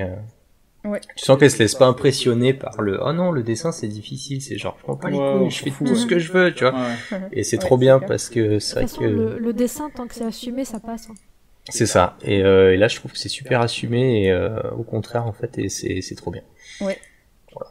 Ça fait très en plus avec un côté années 90 sur les motifs, enfin certaines formes qui sont utilisées, tu sais, genre les petits triangles étoiles et puis des petits traits avec des vagues là. Ça fait le cliché qui nous reste des années 90, qui pour moi fait bus, mais qui est le truc pour représenter facilement les années 90 dans une histoire de maintenant. Les motifs sauvés par le gong. Les fameux. Avec les petites vagues, les petits triangles. Oui. Sur un fond bleu turquoise et du violet. Yes. Littéralement les motifs de bus, hein, mais... TMTC. Voilà. C'est ça. Oui, c'est ça, oui, clairement. Oui. Truc trop sur les sièges. Ouais. Enfin, exact. Yes. Le gros comeback. Et ben, c'est très étrange, mais c'est étrangement bien équilibré. Ouais, moi j'aime bien. Et je sais pas comment je suis tombé sur ça sur ArtStation, parce qu'elle a genre 40 abonnés. Tu passes beaucoup trop de temps dessus, peut-être? Non, c'est pas ça. Mais même pas en plus, mais même pas. Le truc, c'est qu'en fait, il y a Rose qui a posté son dernier artwork, d'ailleurs. Allez voir le dernier artwork de Rose. Et du coup, je traînais sur ArtStation, là, et j'ai vu une case complètement flash avec des couleurs bizarres et tout. Je cliquais dessus, j'ai fait, mais c'est trop cool. L'avantage, c'est que tu le vois, ouais. Ouais, c'est ça. C'est que ça pop direct. Ça, c'est clair. Voilà. Ça a un côté vraiment unique, quoi. Yes. Et faire marcher ça, c'est bien. Voilà. Et ben merci pour le partage. Ouais, merci beaucoup. Et c'est à qui? Alors, à qui? Tu veux faire pique-nique douille? Battez-vous. Fight. On va faire un rap battle pour savoir si Vous voulez une piscine remplie de boue, peut-être? Oh là, voilà. Et voilà, ça a dérapé. Parce que la boue, ça glisse. 1h23. Et oui, parfait. C'est ça. Ouais, et le podcast est mort. Je vais pas faire 4 heures de bagnole pour aller la friter dans la boue. Ça, c'est mort. Hein, T'as bien raison. Ouais. Non, 4 heures de bagnole pour juste faire les vacances à la maison. Oui. Ça, c'est plus sympa. Oui. On va pas se friter, on va se faire des câlins. On va faire des frites. On va faire des frites. J'ai pas bouffé en plus là. J'ai trop ouais. Désolé. Pas encore mangé. Okay. On va se griller de finir. Merci pour lui. Du coup, ouais, Rose, peu importe, comme tu veux. Bah écoute, allez Rose, vas-y. Vas-y. Du coup, moi je vous présente Sébastien Schmid. Alors, je ne suis pas du tout sûre de comment on prononce, hein, parce que c'est un nom qui, je crois, est, je vais pas dire de bêtises, mais Europe de l'Est. Et du coup, c'est quelqu'un qui était en fait dans une même cours en ligne au début de l'année que j'avais pris pour les environnements.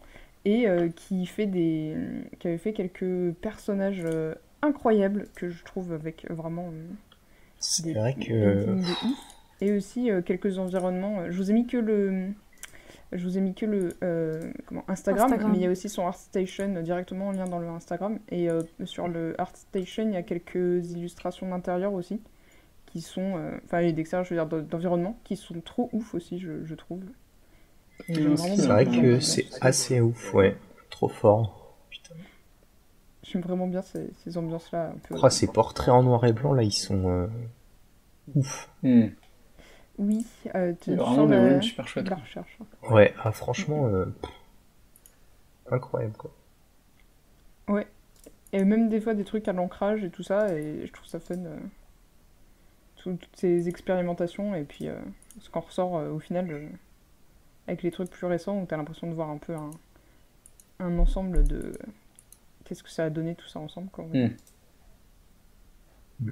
La compréhension des aplats noirs qui servent d'ambient occlusion, et les ombres, les lumières, tout ça. C'est clair qu'il y a de la technique. Hein. Ces dragons, ils sont trop cool. Oui. Voilà.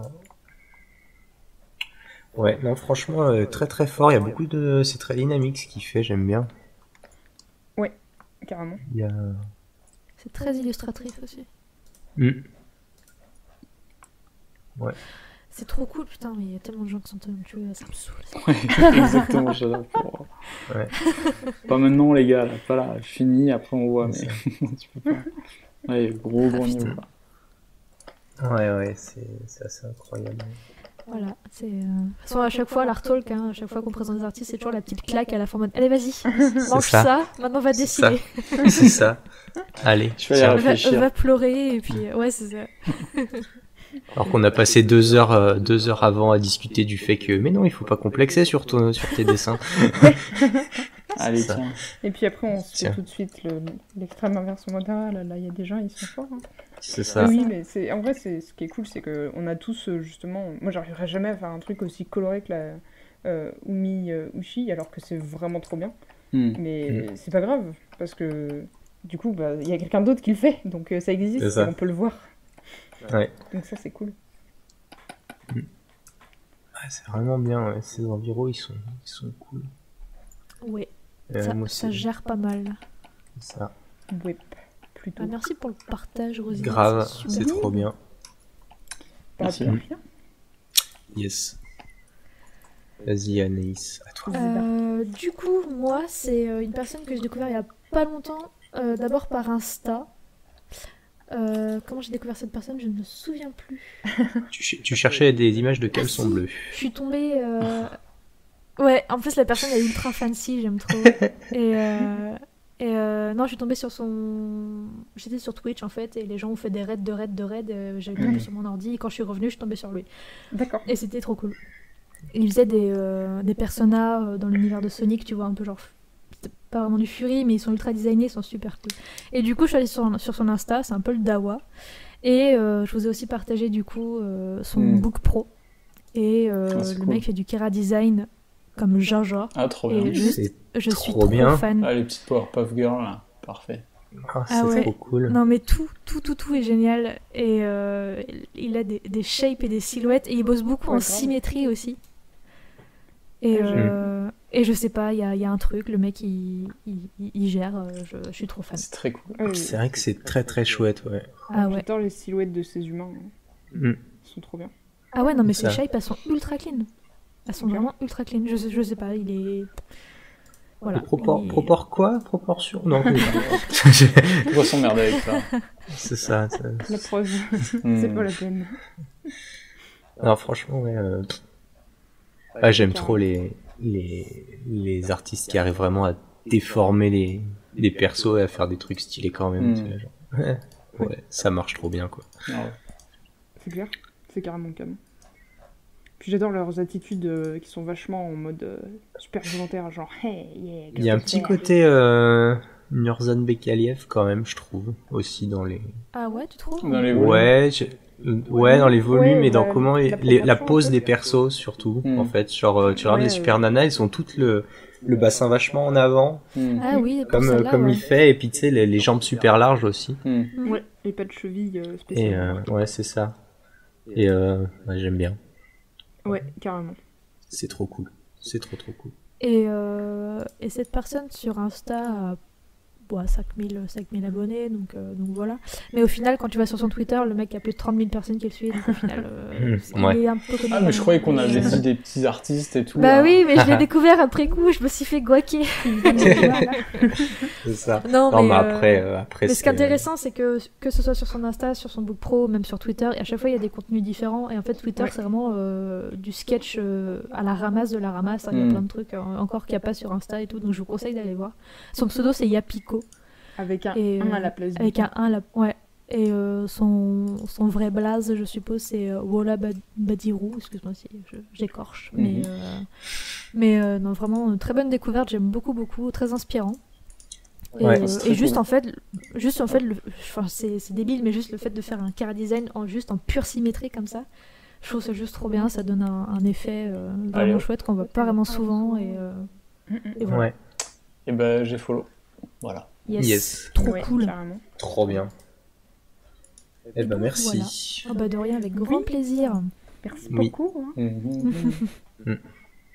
Ouais, c'était très cool. Bah ouais. Yes. Ah ouais. Carrément. Mais trop bien, voilà. Bah ouais. Nos contributions de la fin de l'épisode.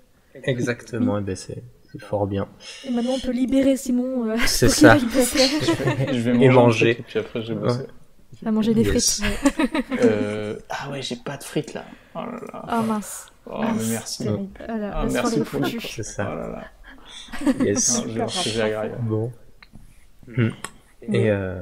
Et ben, merci à tous de nous avoir écoutés. Super cool. Merci Simon d'être rejoint à nous, ça nous a fait bien plaisir. Oui, c'était vraiment super bien. Bah ouais, non, merci à vous, hein. C'est toujours très cool. Toujours très cool de parler de soi, hein, quelquefois. C'est ça. Avec les égos. Ça fait du bien de temps en temps, c'est clair. Ouais, non, mais c'était très chouette. C'est un super, en tout cas, bravo pour ce parcours qui est vraiment super cool. Bah, merci. Vraiment très bonnes expériences. Merci beaucoup de l'avoir partagé, c'était super bien. Donc on espère que vous aussi, vous qui nous écoutez, vous l'avez apprécié. Et bien sûr, tout ce dont on a parlé, ce sera dans la description, normalement. Si on n'a pas oublié des mots. Trop bien, c'est ça. C'est pas évident des fois de tout ça. Ouais, si vous avez besoin d'infos en plus ou quoi, n'hésitez pas. Hein. Yes. Ouais, carrément. Et du coup, n'hésitez pas aussi à aller partager cet épisode si vous a plu, à aller suivre Simon sur ses différents réseaux, du coup, y compris sur Twitch, pour aller voir un peu comment ça se passe. Ouais. Quoi, c'est lundi, mardi, jeudi, tu streams, c'est ça. Alors c'est dans ces 3 jours-là. C'est pas forcément les 3 jours d'affilée. Des fois c'est 3 jours, des fois c'est qu'un. Mais oui, c'est forcément ces créneaux-là à partir de 14h l'après-midi. Ok. Parce que c'est mes horaires de taf c'est mes jours de taf sur le projet, donc c'est. Ouais, je vois. Ok. Et ben, ouais. Donc oui. Allez nous suivre sur Twitter, sur Instagram, venez sur Discord, vous allez voir, on rigole bien. Voilà. On a un canal pour nous poster des mèmes. À chaque fois, c'est l'élément racoleur de Mandrin. Venez, on a des mèmes spécialisés sur l'art. C'est comme ça que t'appâtes les gens, mais si, venez. On essaye, on essaye. Hein. On essaye. Non, mais on peut aussi poster quand vous faites des streams. Si vous avez des questions paperasse à poser, on a une experte tout terrain, la personne de Rose. Ouais. Mais je serais ravie d'aller chercher les infos si jamais vous vous endormez juste dès que vous ouvrez la page .gouv.fr. Ah, ça n'arrive pas, ça va. C'est le meilleur. Yes. Et même si vous avez envie de poster vos dessins et qu'on vous fasse des petits feedbacks dessus, on essaye de faire ça. On a ce qu'il faut pour, en tout cas. Et même si vous voulez participer à un prochain épisode, ou si vous voulez nous recommander quelqu'un. Oui. Ah bah moi, je veux bien revenir à un moment, ne vous inquiétez pas. Ah, yes, trop bien. Carrément. C'était Cool. Ah oui, j'ai pas dans les. Je sais pas, je fous le chemin de fer du podcast en l'air, mais il y a James Aran qui fait Ultra Mega en ce moment, donc il y a un comics. Je pense que c'est le truc qui me chauffe le plus. Je lis pas beaucoup de bouquins et tout. Mais Ultra Mega de James Aran, je sais pas si vous connaissez le taf de James Aran. C'est non. Pour moi, c'est le mec qui a le plus le feu en ce moment depuis un petit moment déjà, mais il a un ancrage et une nervosité qui sont fous. Je vais vous mettre Alors, le lien. j'ai vu les couves passer, ouais, ça me dit un truc, et j'ai pas ouvert le... James Harren. Je vous mets le lien de l'Insta. Merci. Moi, c'est un truc, genre là, dans les prochains projets, je pense que celui-là, je vais bien le bouffer pour voir. Tu m'étonnes. Pour choper mais c'est trop bien. Hop, attends, je mets le lien là. Mais c'est trop bien. Voilà, comme ça. Hop. Bon, je viens d'y penser et je m'en suis rendu de pas le mettre. Donc, T'inquiète, aucun problème. James il y a un sacré ancrage quand même. Hein. Ouais. C'est, il est là sur Ultra Mega, c'est Dave Stewart, donc le coloriste de Hellboy, de Mike Mignola qui fait les couleurs. Et c'est pareil, cool. Si tu veux, les couleurs servent l'ancrage de fou en fait. C'est pas ultra chargé comme les comics avec des dégradés, un truc comme ça. Là, il y a des aplats, un peu de texture, genre, c'est. Ouais. Et puis il fait aussi des lines colorées qui sont. Bon, voilà. C'est trop bien. J'ai acheté les 4 premiers chez Pulps, là, c'est vraiment trop bien, c'est vraiment trop chouette. Et puis l'histoire est pas non plus trop compliquée, donc ça sert complètement le visuel et tout. Non, c'est vraiment très bien. Et puis il fait des illusions. Bon, voilà. Enfin, lui, je pourrais en parler.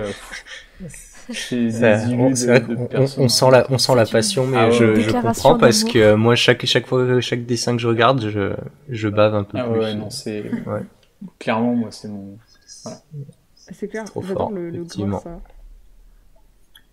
Le Thor est parfait. Voilà.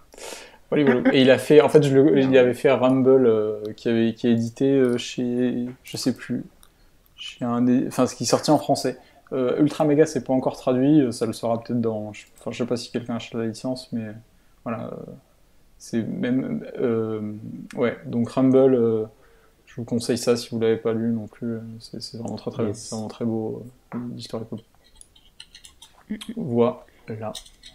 Et merci beaucoup pour ce dernier. Pour le... yes. C'était un petit lien. Allez voir, n'hésitez pas. En tout cas, ça défonce de ouf. L'ancrage dans ta tronche. C'est ça. C'est clair. Il y a des trucs bizarres, on dirait des intestins en fond gigantesques et tout. Putain, c'est trop fun comme. Bref. Yes, merci pour le partage. Voilà. Merci. Et sur ça qu'on va se quitter. Oui. Bisous à tous. Au revoir. Merci encore Simon, merci à tous d'avoir écouté et puis on se dit à la prochaine. Merci à tous. Merci. Voilà. Merci bien. Allez. À plus. Salut. Salut.